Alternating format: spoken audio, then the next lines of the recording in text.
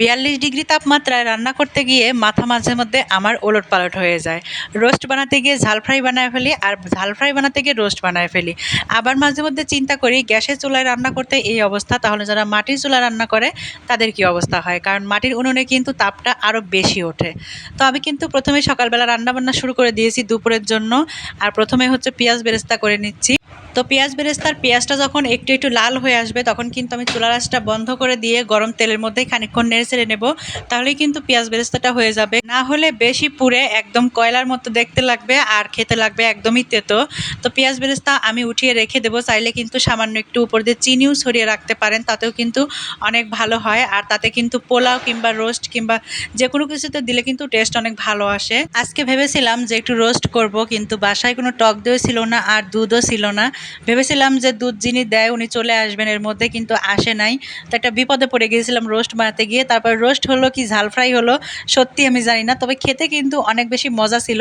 তো রেসিপিটা কিন্তু পুরোটাই আপনাদের সাথে শেয়ার করব।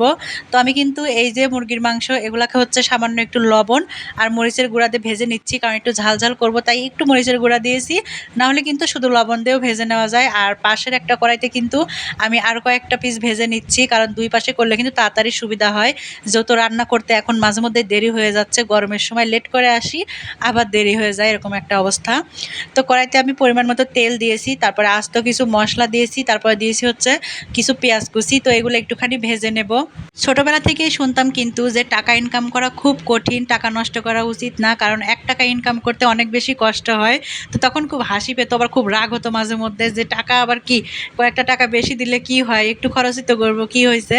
কিন্তু এখন যখন বড় হয়েছি, মানে সংসার বুঝতে শিখেছি, এখন বুঝি যে টাকা ইনকাম করাটা কতটা কষ্টের আর ১ টাকা ইনকাম করতে মানে কতটা কষ্ট হয়। মানে আমার আব্বা বলতেন যে ওনাকে নাকি ১ টাকা মানে ইনকাম করতে ১০টা কথা বলতে হয়, ২০টা কথা বলতে হয়। তখন কথাগুলো শুনে খুব হাসি পেত, কিন্তু আসলেই সত্যি কথা। নিজে যখন একটা বিজনেসের মধ্যে গেছি, কেকের বিজনেস, তো তখন কিন্তু এখন বুঝতে পারি আমি যে আসলে কিন্তু টাকা ইনকাম করাটা অতটাও সহজ না, অনেক কষ্ট আর পরিশ্রম করতে হয় সব কিছুতেই।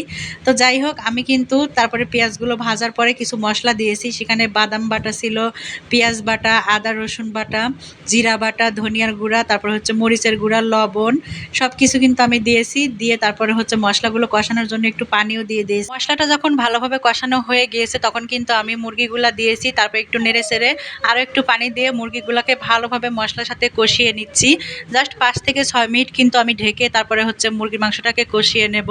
আর আমি কিন্তু যখন রোস্ট রান্না করি তখনও কিন্তু কোনো বাইরের প্যাকেট মশলা ব্যবহার করি না, নিজের মতো করেই রান্না করি, সেটাই কিন্তু অনেক বেশি ভালো হয়। টক দই না থাকলেও সমস্যা নেই, দুধ আর লেবু দিয়ে কিন্তু টক দইটা বানিয়ে নেই।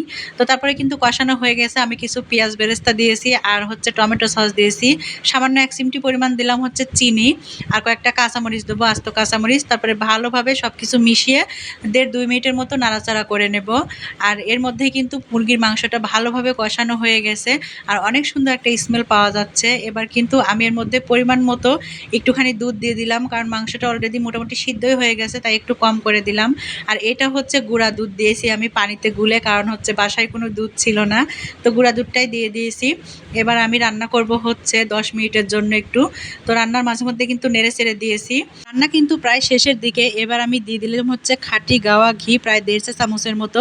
আর এই ঘিটা দিলে কিন্তু টেস্টও অনেক ভালো হয় আর ফ্লেভারটাও কিন্তু মারাত্মক আসে। তারপরে আরও কিছুটা পেঁয়াজ বেরেস্তা দিয়ে আমি খানিকক্ষণ ঢেকে রেখে দেবো ১-২ মিনিটের জন্য, তারপরে কিন্তু এটা রেডি হয়ে যাবে। তো ভুলবশত রোস্ট হোক আর ঝাল ফ্রাই হোক, যেটাই হোক না কেন, অনেক অনেক বেশি মজা ছিল কিন্তু। আর আমি সজনে ডাঁটাও রান্না করেছিলাম, যেটা এখন রেগুলার রান্না করব, কারণ আমার অনেক বেশি পছন্দ। তো আজকের ভিডিওটা সবার কেমন লাগলো অবশ্যই কিন্তু কমেন্ট করে জানাবেন, আর ভালো লাগলে আমার পেজটা ফলো দিয়ে পাশেই থাকবেন। ধন্যবাদ।